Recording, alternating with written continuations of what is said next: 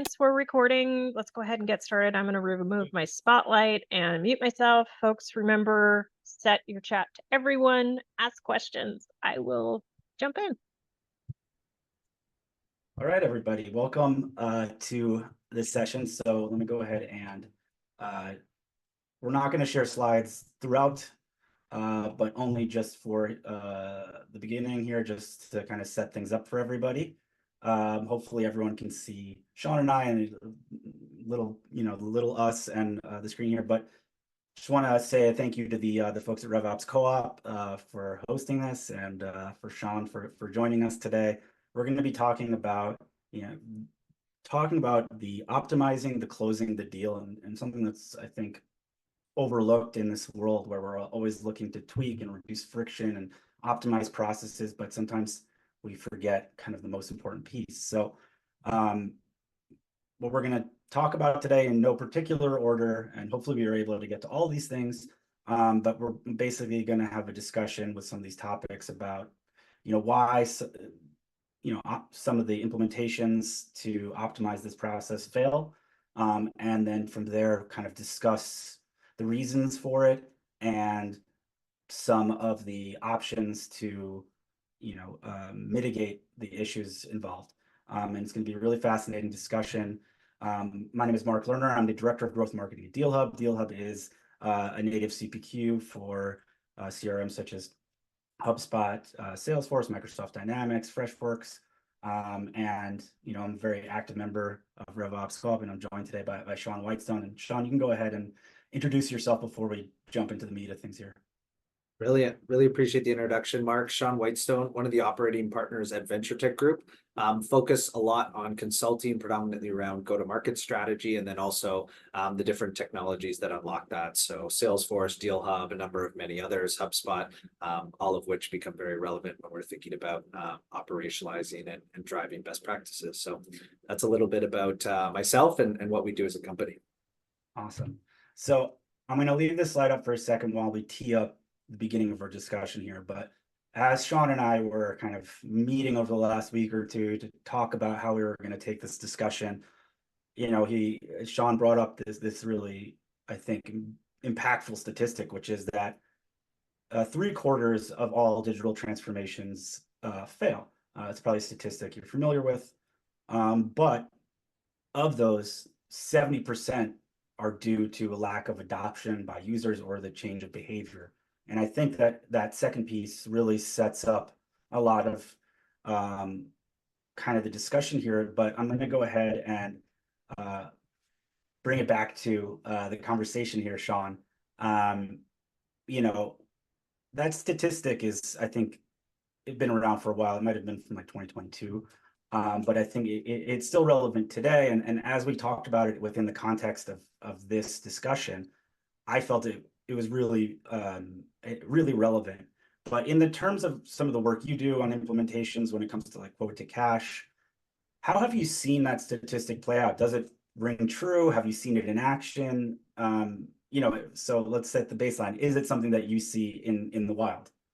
Absolutely. And sometimes I might go as far to say I think it might be underrepresenting the actual number of failures. And where I believe that to be the case is that in a lot of times, we've got people in RevOps. We work very closely with RevOps and we set out, okay, here's our project success criteria and business outcomes. And we do successfully achieve those. But at the end of the day, sometimes that end user is getting left behind. So I think if you actually went as far as to poll, for example, your sales reps on whether the implementation was successful in driving to whatever they were promised as part of the project, the number might even be higher. And I think oftentimes that end user is the one not being consulted, not being brought into the process to drive iterative improvements and enhancements.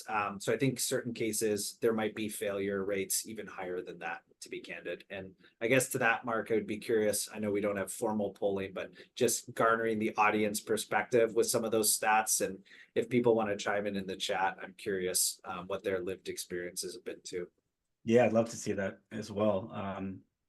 I think one of the things that really stuck out to me about that failure number, especially as it relates to the discussion today, is when we talk about user adoption for something like a CPQ with optimizing the quoting process, you can really kind of look at it as two different types of users, right? So there's the end user that we'll call the seller, right? The person that's actually generating a quote and sending that quote and the various kind of documentations to the buyer. But the buyer is also a type of user in this scenario because they're kind of consuming the end result of what's done by the seller. And I think in our instance here, we can kind of break things down into these two different user groups, quote unquote, as part of this discussion about how you can ensure that you optimize this kind of quote to cash process that's so critical. Taking a step back, and I'd love to pose this to you as well, because over the last year or so, I've had the opportunity to interview a bunch of revenue leaders, sales, rev ops, all sorts of folks for our podcast. And one of the things that's really become obvious to me is that it sounds silly to say because it seems so obvious, but the impact of it is not necessarily obvious. The amount of things that have changed over the last 4 or 5 years and the speed with which they've changed has been kind of unprecedented, right? We started a few years ago, the whole world shut down. Everyone kind of thought their jobs were done. And then it was kind of, especially in the SaaS world, in tech, it was somewhat the opposite. We had the kind of free money train. And then, we had really high inflation relatively quickly. And there was a whole bunch of things that happened in the wake of that. And then we're, whatever this is right now is a new thing, right? And that has caused buyers and sellers in the B2B space to have to adapt really quickly. And I think there were some organizations, just their kind of DNA might not have been built for that kind of moving quickly. And I think that's part of the reason some didn't do well and some have done well. But in your experience, have you seen that play out with some of the folks you work with, and how have they taken in, the need to be adaptive to those changes? Have they kind of run with it, brought it in as part of their process? Yeah, I think it's forced a lot of companies to sort of reevaluate and examine their DNA. I mean, one obvious shift I think that is front of mind for everybody is with the implosion of AI and how that people feel like, hey, we're now have a place where AI could cannibalize a lot of, what we provide to the market, specifically in SaaS, right? And so as it relates to like how companies can embody that, something that we hold really core is what many people might be familiar with, which is an agile methodology, which really focuses on what are the critical elements we need as it pertains to any solution, both from a product development standpoint, but also from an implementation. And then how can we rapidly iterate so that we can respond to the environment? And I think that becomes especially crucial in a CPQ tool, Mark. If we think about things like, oh, we need to change our pricing model, or we need to update our discount matrix to be more competitive with a new entrant in the market, or we need a better renewal process, all of that needs to factor into the tooling you have that can support that ability to rapidly adapt to what's changing. And I think that becomes very relevant, both from a methodology standpoint, but then also for your tooling in systems where you can quickly go in and own those changes. It's not, hey, I got to go call a partner. We got to go do some big project that's very bloated and is going to take 6 months to get new pricing into our system.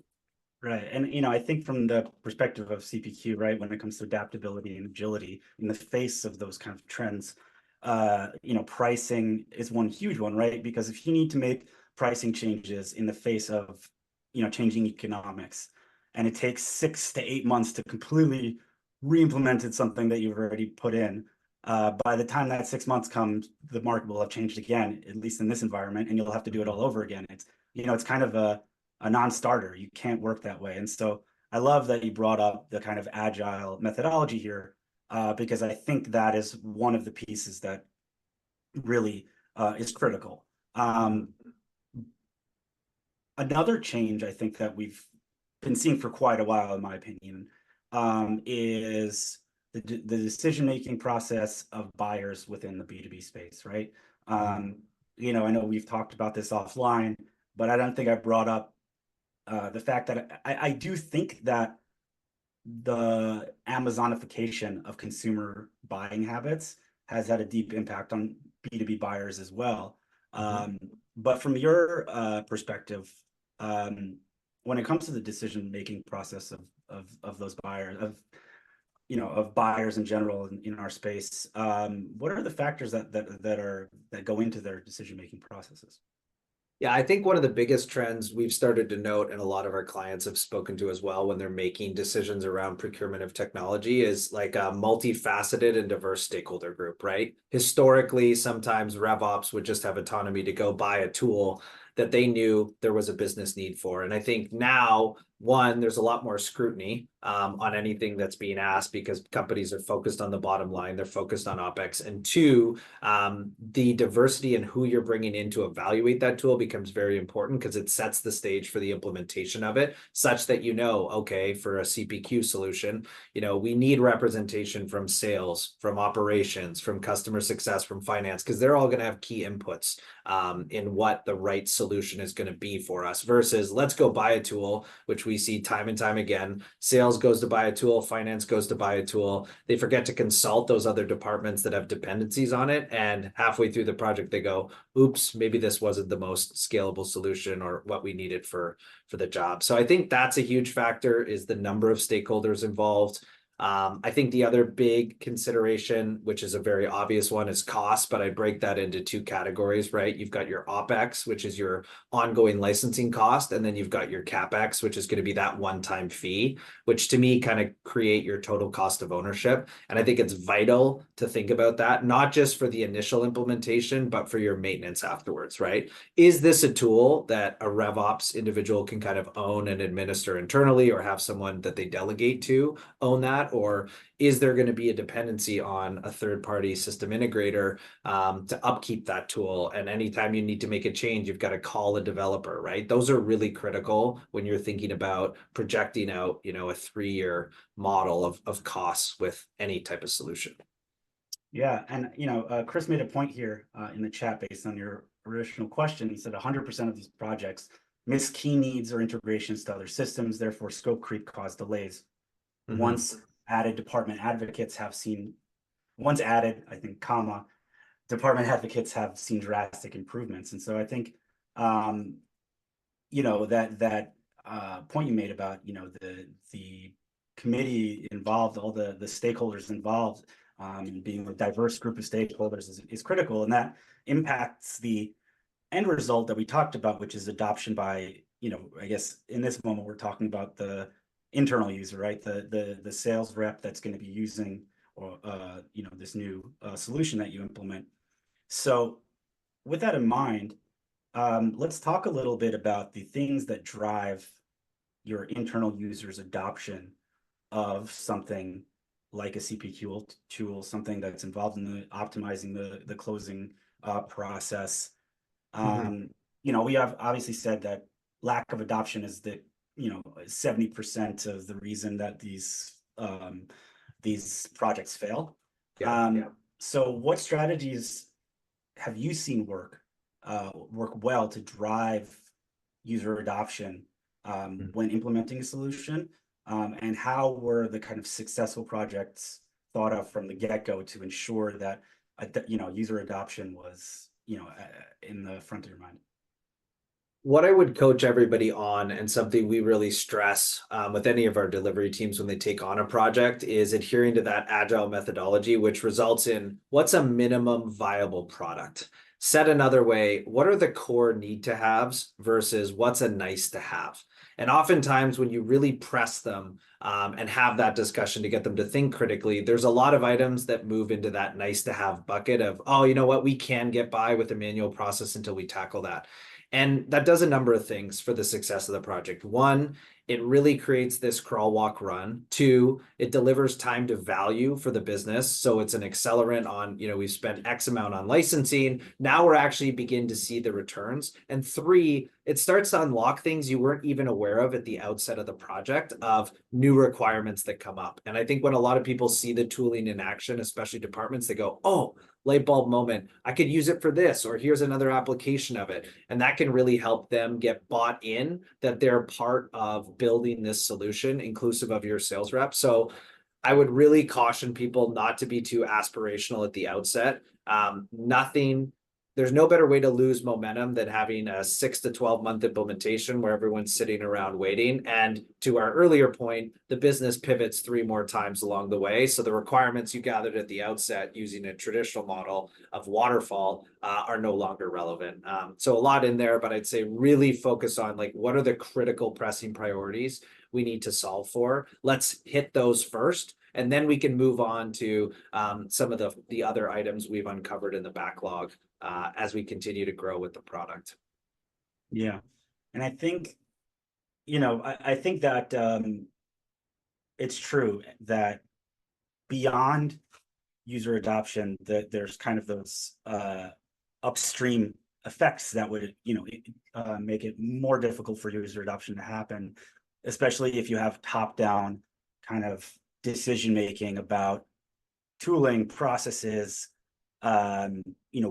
how you should go through the sales process to generate a quote, how you should present that to the sales rep, that is not kind of natural to the sales rep themselves, and therefore they're going to want to bypass it because when you actually have to do it day to day,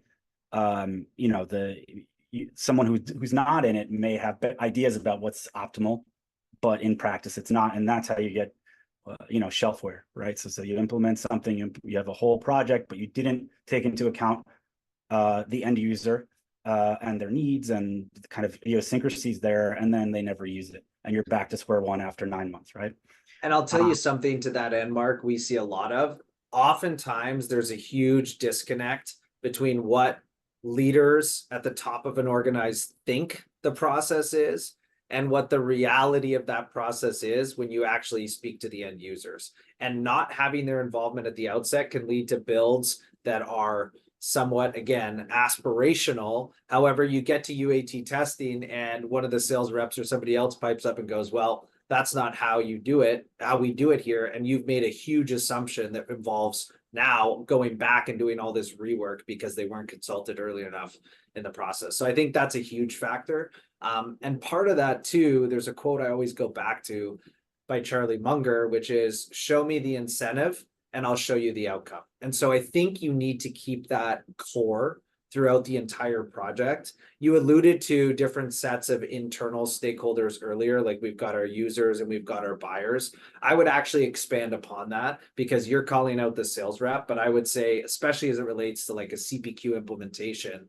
you've got the sales reps, you've got operations, revenue operations that wants good data so they can make data-driven decisions. You've got finance, who's typically involved in payment terms, discount matrices, approving margin on deals. And then you've also got customer success. So I think it's a gross oversimplification to say we just have sellers. Now they all help in the selling process, but they're intimately involved in that whole customer lifecycle journey, and understanding all of their incentives will help you build to a better outcome when you take any project on. Yeah, I love a good Charlie Munger quote. He's one of he really has a bunch of them. Warren Buffett as well. There's always so many great ones, but I'm really interested to dive a little bit deeper into kind of behavior and what motivates that behavior, and how as somebody who's focused on really optimizing this closing process, right, the quote to close process, how you can think about behavior as a way to encourage a change in that behavior for your end users. So, I know that you have some thoughts on this. Yeah. I hear that. Yeah. Yeah, I'll try to make this as concrete as possible, but I think it kind of requires drawing a little bit on economics. And historically, they always thought of this rational choice theory, which essentially posit like any individual economic actor is going to seek to maximize utility, is going to deal in complete information, and they're going to optimize for the best decision. So economics was built upon that for a long time. And it wasn't until Daniel Kahneman and Amos Tversky came around, famous Israelis, and basically did studies to prove that even though we think we're completely rational, the fact of the matter is we're predictably irrational, and we're unaware of all these unconscious biases that are actually driving our decision. There's a great metaphor of like the rider and the elephant, which they use to explain the dichotomy. The rider is that rational brain we have that's logical. and thinks through everything. And the elephant is that emotional, responsive fight or flight. As this relates to users and what you guys deal with, I think we oftentimes build for the rider. We build for that system one of, oh, perfect, rational sales rep. They understand why we need a closed loss reason in a deal. They're going to put that reason in accurately because they want to give us good data so we can figure out how to change our pricing. But then there's the irrational user, which we know is most of our sales reps, which is stressed at the end of month, end of quarter, missing quota, and not wanting to fill in this information. And they're pissed because they just lost the deal. So I think the more you can factor in that we're dealing with a lot of different biases with these individuals, they're not perfectly rational users, lets you kind of unlock how to design these systems to make them more impactful. And we can go through very specific examples of that. One is like the paradox of choice, right?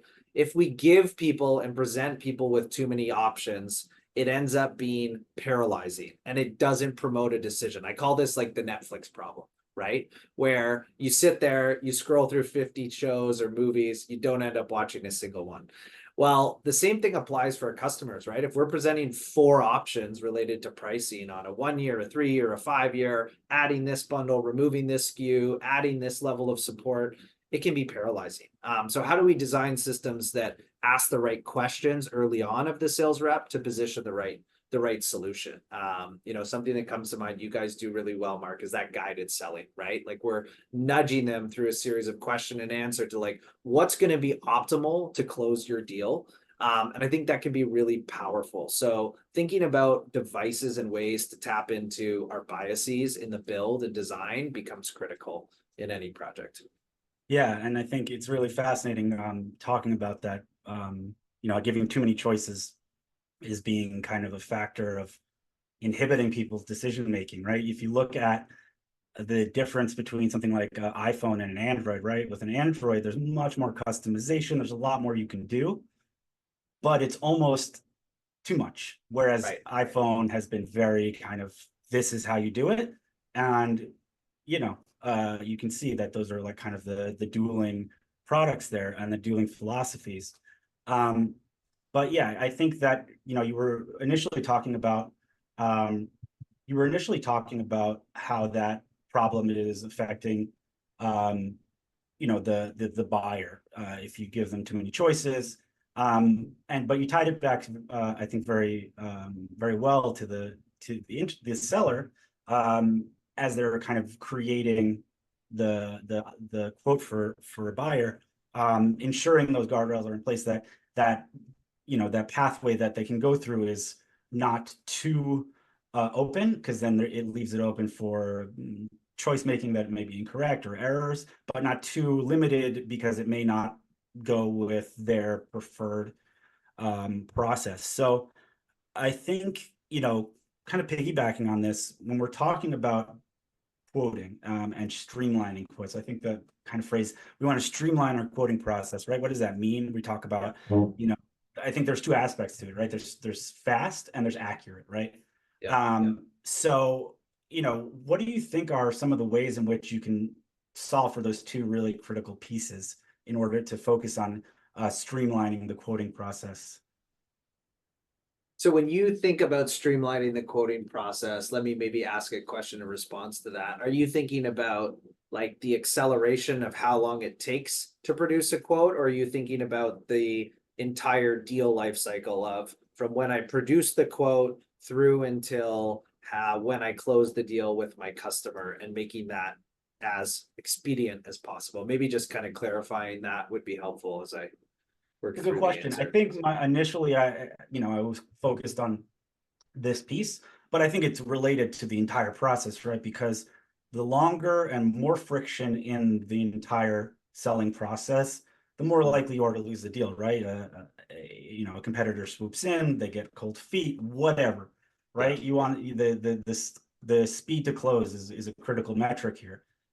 So I think I'm specifically talking about the quoting process, and there are issues where it takes a long time to get approvals for the pricing, or you have an incorrect quote, or there's an error on something. mitigating those factors and getting the right quote to the right person at the right time with the right approvals, optimizing that process. Yeah, I think of it in a couple of ways. I mean, I think the first is your tool needs to be a forcing function to get people working off a single source of truth, right? Because there's a variety, like we've hit on consistently throughout this, there's a variety of people typically involved in a quote. Now, that's not every quote if it's an add-on or something, and I'm going to speak mostly for SaaS because I think that's the bulk of our audience here. If there's an add-on, right, what do we need the rep to do? We need them to be able to quickly pull in the contracted pricing or existing contract rates. I think nothing frustrates a rep more than when they feel like their deal is standing to be jeopardized because they can't get back to a customer fast enough with an answer. And I think core to any, implementation of a tool is do no harm, and that principle, right? We need to, at a minimum, make things a lateral move, if not significantly improve. So keeping that core throughout any project, I think is vital. So one, it becomes a way to collaborate, right? I need approvals from finance on discounting. I need involvement from ops because, we're going to prorate the start date. And having that becomes critical in accelerating that process because it's important, right? This is the lifeline of your business. This is how you're paying for product development. It's how you're paying for people's salaries. So the ability to make it a tool around collaboration, I think, is critical, number one. And number two, giving access to information so that you can make the right decision. I think too often times we hear stories, Mark, that a sales rep built a pricing model or built their discounting in Excel. Everyone's done it, admit it. And they put pricing in front of a customer that can't actually get it approved. Well, now you're running into a situation where that is business stopping and impacting because you can't offer those rates. They've been promised to a customer incorrectly, and now you got to walk that back. Like that creates way more friction for your buyers, right? Maybe they took that internally and said, yep, we can move forward with this. So thinking about some of those elements, I think, is really where you can streamline that close process, which involves so many different folks. Yeah, I mean, and I think adding some on top of that, the idea of sales rep going rogue and sending out quotes from their own kind of bespoke Excel spreadsheet, I think is every RevOps person's nightmare. At least that I've spoken to. It's what keeps them up at night, as someone at a previous role I was at said. But it's like every step in the process, right? So obviously we don't want that to happen, right? But even if it's a centralized tool that is, has got certain bells and whistles, you also want to ensure that what is discussed between the rep and the buyer is then reflected in what's offered to the seller, because you send it over, they get it over a weekend, it takes a few days, and then they realize, hey, this is not what we talked about, right? This is a different thing.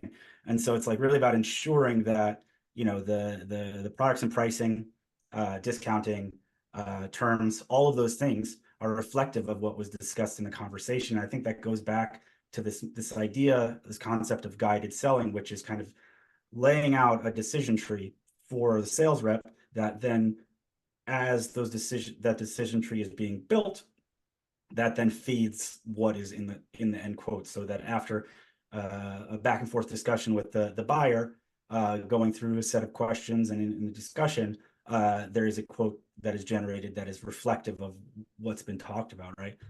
Because it's really critical. Every moment counts. So I would agree with that. I think another piece too, Mark, which we're hearing a lot about and kind of relates to the earlier point regarding how decisions are getting made through the procurement and buying process, is very often we hear from sales reps, they're having to identify a champion, and then they may not be getting access to the rest of the buying committee. And so if you're only giving them a quote that has the product name, the price, the discount, the ARR, the total contract value, I think sometimes you lose out on really creating the value prop and arming your champion to have those conversations internally. And so what we're seeing a lot of people pivot to is, I don't want to call it a quote in so much as like a true proposal, right? Where they're integrating case studies, they're integrating videos that provide demos of the solution. They're arming their champions to be true advocates to help them sell this internally, because I think oftentimes those people can be gatekeepers. and they're not giving you that access. So it really is about empowering those people to kind of sell whatever it is you're bringing into the fold through multimedia assets, different things. I know you guys have Deal Room that does this really effectively, and we've seen some compelling solutions, and it gives you analytics too. But I think doing that changes the buyer's experience as well. It's not just, okay, give me the quote, I'll sign it, I'll get you the PO. It becomes this mechanism to engage in further market throughout the cycle. And I think that's a perfect transition into the, our other user in this scenario, right? The user adoption and behavior change for the buyer here, right? So you're actually creating a user experience for that buyer, but by the proposal that you're providing to them, both that you want to ensure it's correct and, error-free, but also in the way it's packaged, right? You want to, and like you said, give them the assets they need to be your internal champion. And you said correctly, from our perspective, we have a product called Deal Room, which does this, but I think broadly this is called like a digital sales room. And I think we've seen kind of proliferation of this out there. But I think it was once a nice to have, and now it's a need to have, because there's now, again, an expectation in the market for a better buying experience. And you have to step up your game. There are more stakeholders involved in the decision-making process, and every leg up you can get in that process is something you want to optimize for. You want to put the right assets in front of the right people with the right offer. And that's critical in order to get the buy-in from our second user in this scenario, which is kind of the buyer. I kind of want to take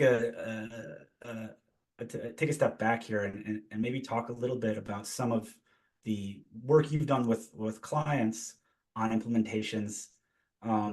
Maybe obviously keeping things anonymous or whatever, but maybe some scenarios in which things went south and there wasn't this kind of successful adoption, and like what you would have done, knowing what you know now, kind of Monday morning quarterbacking, For sure. how to mitigate that from happening. Great question. And I love you've asked this, because I think way more is learned from mistakes and failures than successes, because then you can wrongly attribute why you were successful. I think a number of things, and many of which we've touched on. One is trying to bite off more than you can chew, and that the business is ready for, right? With any type of new technology, there's a huge element of change management. And the more change you try to induce in any implementation, the more resistance that you're going to meet. And so thinking really critically about, okay, what are the things we absolutely need, and focusing on those, and focusing on speaking to the value of those. Like a great example, Mark, to me is, as you alluded to with like your Deal Room, if you can tell a sales rep, hey, we're uprooting your whole quoting process because it's going to give you A, B, C, D, and you're going to get better analytics on a customer interacting with your proposal, then if they're stalling out, if you might need to call. Like, as a sales rep, that is more incentive in the world than I ever need of, I'm going to earn more commission after we implement this tool because I'm going to have a higher probability of closing my deals. So that's a big one, is not crystallizing the why early enough and keeping it within something that's achievable in a quick timeline. Big. Number two, I think oftentimes a single siloed department goes and says, I'm going to go buy a tool for what I need, without understanding the entire enterprise architecture, and where, one, there might be duplicative solutions that you already have access to, or two, where you don't consult other groups that have dependencies on that system. That's a big one. And I think the third is probably being a little bit too rigid in not thinking about how you can improve some processes now that you have a technology to do it. Some of the failures we've encountered is where, we've always done it this way, we're always going to do it this way, versus, and I think ego gets involved, versus trying to isolate the person from the problem and objectively focusing on what is the best solution for the business, which kind of dovetails into, departments. And I think this gets back to our earlier conversation about rational, irrational. When the ego gets into play and we're not focusing on the problem and the right solution, people quickly go, this is how we do it, or this is I own this, versus really thinking about who are we as a company and what are we trying to get done. And let's look past this and focus on what's going to be best for us as a collective and as the company. So a lot of lessons learned. RACI charts, I think, are critical for any project, really thinking about who's responsible, accountable, consulted, informed, identifying that early, figuring out where there are gaps, aligning on, okay, what are the project success criteria and business outcomes early, and then just being open to adapting. Things change really fast, and what might be a truth 1 month, 4 months later might be different. So not relying too heavily on just one course of action, but being, iterative in how you approach it, I think really drives to success throughout these. And those battle wounds and lessons learned stick, that's for sure. I could probably spend another hour on that, but it's really how we've built that into our methodology to try to rectify and solve against some of those things. Yeah, and I'm reminded of something I remember from business school, and I may be butchering the name, but something that was like the hubris of success, which is, you reach a certain point and there is this, this ego that says, well, that's just always the way we done it. Why would we even think about it? Kind of the quintessential case of this was Toys R Us refused to even consider e-commerce. It's, why would, or Nokia, or Kodak, this digital camera thing's never going to catch on, whatever.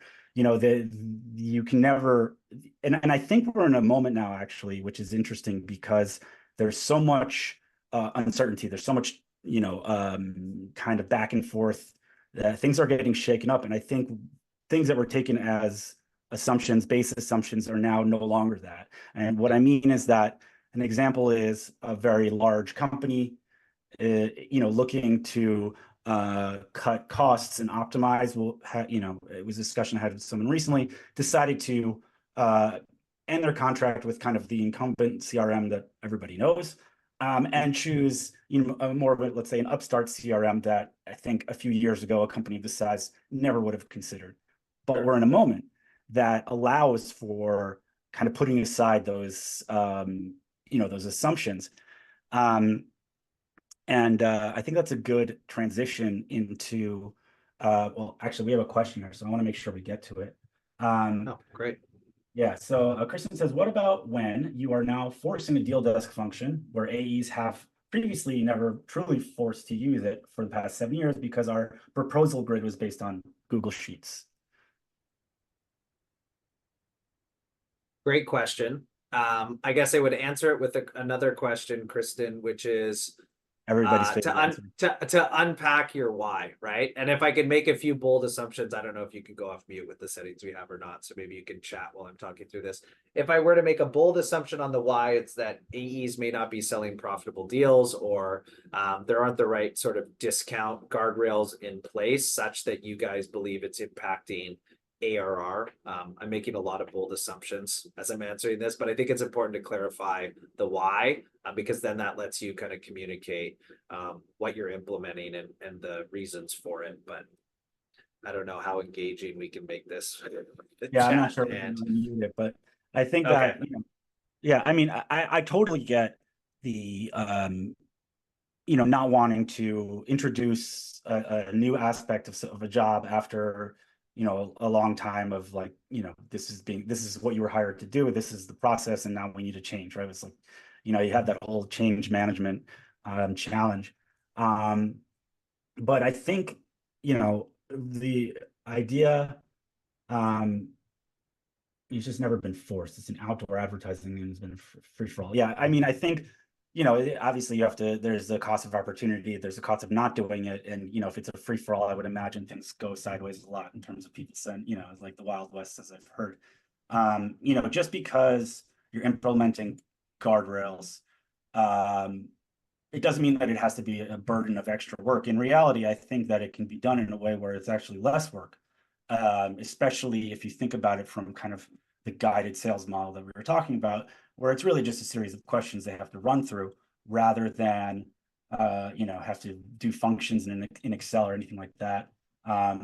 So, I think, and we're in a moment now where companies are focused on optimization and cost savings. And, if I'm not a CEO, but it's just like, if you can't get on board, then, this is how it's going to be. I know that's rough, but The carrot and then there's the stick. I guess you got both. And I think you do, to your point, Mark, have to deploy both intelligently. The other piece I guess I would just add is thinking about from the lens of the sales rep. To me, it's like, well, conceivably they get a percentage. I know we're making some big assumptions here, but their commission derives from the total value of the deal. And so if you can model that this is going to increase their deal size by virtue of increasing the amount they're selling to customers, then that gives them an opportunity for more commission. Now they may come back and argue, well, it could jeopardize my deal. It's going to make us too expensive. And I'd push back and say, well, then you have a problem of selling the value and selling your differentiators around why they should go with you versus a competitor. So that's kind of how I'd address it. And to me, that speaks to an enablement issue, potentially for the CRO to get involved with in addressing. Now, I made some big assumptions there, but that's just how I would think about solving a problem like that. Yeah, I mean, I reflect back to an early part of my career, not that long ago, at a company in the tech space where they didn't, they had purchased a CRM and none of the sales reps would use it, just wouldn't use it. Why would we change broke? It ain't broke, right? They were working out of their own internal documents or whatever. And to me, as someone who, these were people that had been at this company for a long, long time, and they had their way of doing things. To me, coming in new, this seemed totally insane that this would be, something that would even be under discussion. And, I think change management is, like you said, with the carrot and the stick, but if you don't have both, then you may not get the outcome. They're tools, right? They're tools in the toolbox. And I think you need to figure out when you need to use the right tool for each job. I know there's a bunch of questions, so if we want to pivot to answering those, I'm happy to do that as well, Mark. Yeah, I think so. I think this is great. I love the questions. And the first question here from Chris was sort of along the lines of what I was talking, transitioning to, which is, CRM, data integrity with the CRM. So how do you handle data integrity with the CRM improvements? We added MDQ and it killed all existing data. Gosh, I got to stop answering these with more questions, but usually one snippet is hard to go off of alone. MDQ to me sounds like Salesforce CPQ, which has a completely different data model. They use data for their records versus metadata. I would basically just answer that by saying, make sure you're doing everything in a full copy sandbox. And that applies to anything. Always, always, always. We have a running joke, don't build in production. It's true, because then you hit some tripwire and everything explodes. So test, make sure you get involvement from those users before you push anything into prod. Don't build into prod. I think that's a critical piece of the data integrity question. There's probably a lot more we can unpack there. And I guess as it relates to these two teams, if you want to set up time afterwards, I'm in the RevOps channel. I think Camilla and team Mark will share information. So happy to set up some separate times to go through those as well. I don't know if that completely answered the question.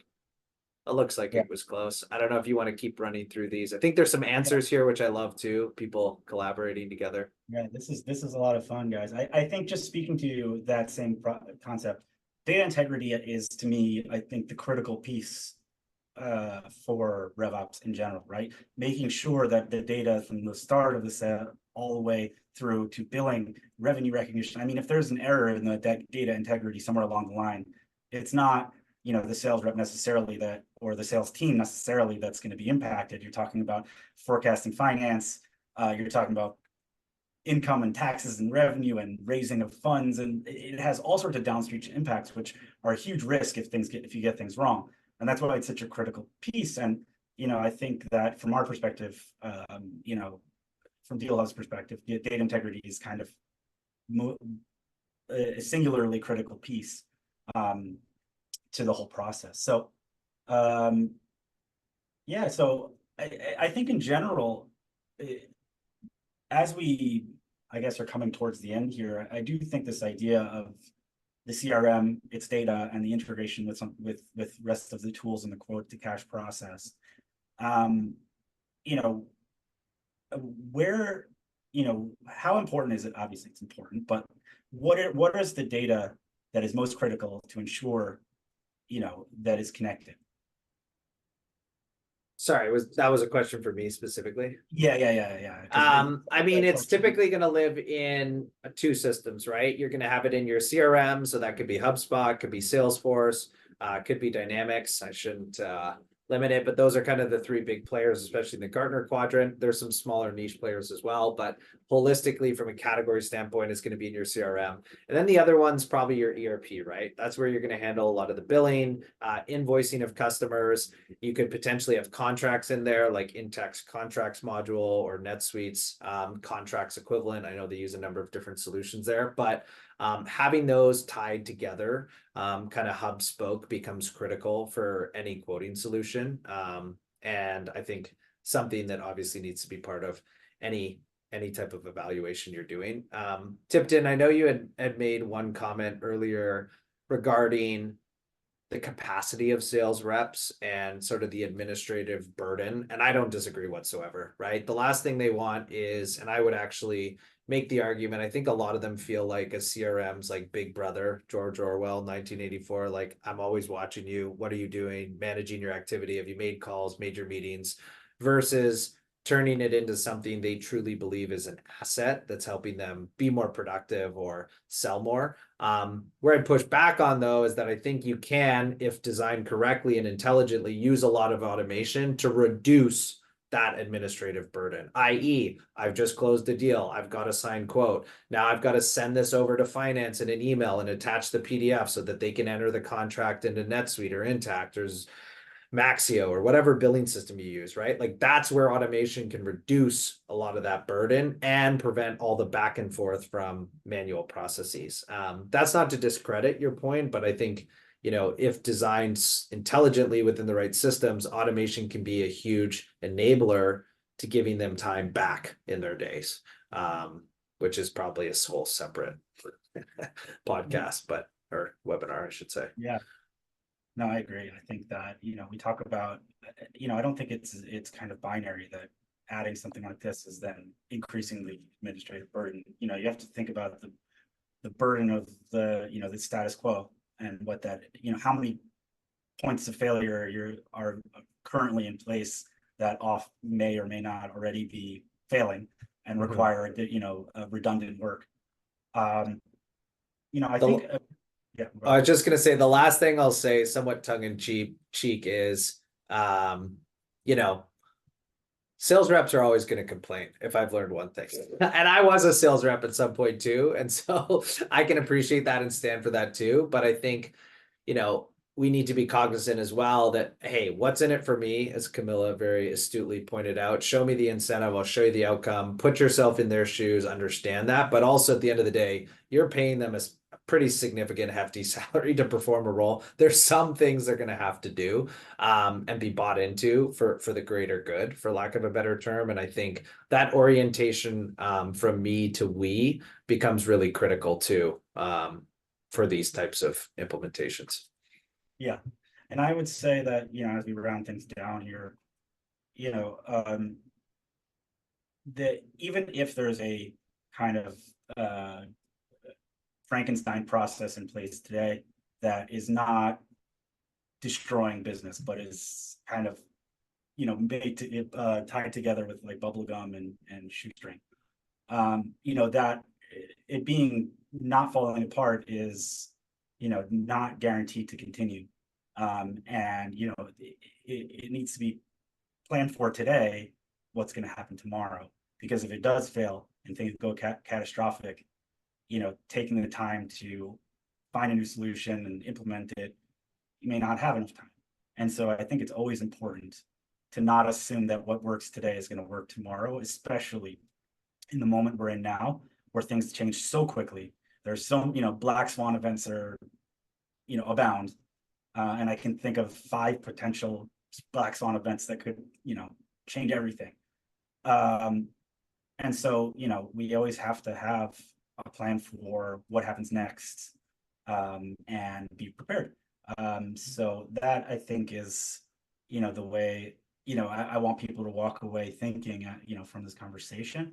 But Sean, is there kind of a final sentiment about, you know, how to think about, you know, optimizing the closing process from these two perspectives that you want to leave the attendees here with?